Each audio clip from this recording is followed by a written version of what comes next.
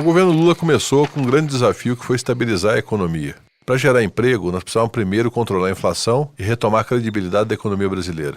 A partir desse momento, o presidente Lula concentrou todos os esforços em direcionar cada ação de governo para viabilizar geração de emprego. Cada ministério, cada empresa estatal deveria ter como foco, além dos seus focos institucionais, a geração de novos empregos, o que viabilizou uma nova situação do mercado de trabalho e começou a impulsionar o crescimento econômico pelo mercado interno, além das exportações.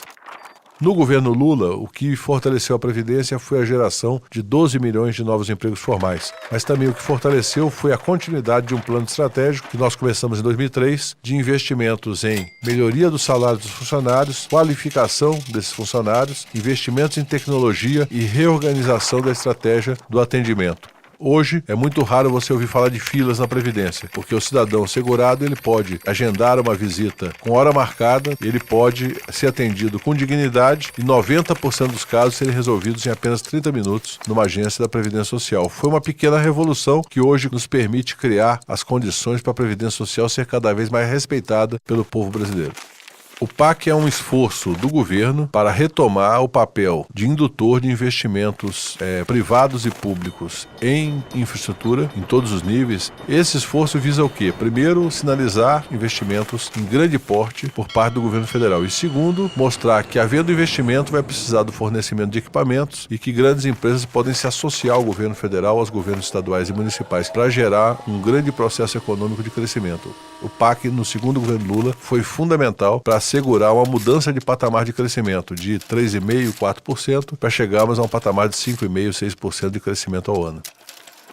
O maior desafio de um governo no Brasil tem que ser você eliminar os bolsões de miséria que nós temos em grande número no nosso país. A renda dos brasileiros, quando houve o processo de privatização, de desemprego intenso nos anos 90, caiu muito e muitas pessoas foram jogadas numa situação de absoluta miséria.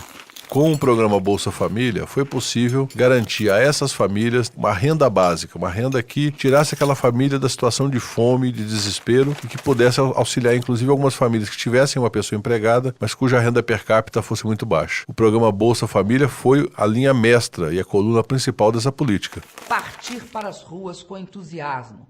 O programa Luz para Todos foi uma iniciativa da ministra Dilma Rousseff, que na época era ministra das Minas e Energia, e se baseou fundamentalmente numa lógica de que é preciso assegurar que a energia elétrica, que é um valor referencial do século XX, seja estendida para todos os brasileiros.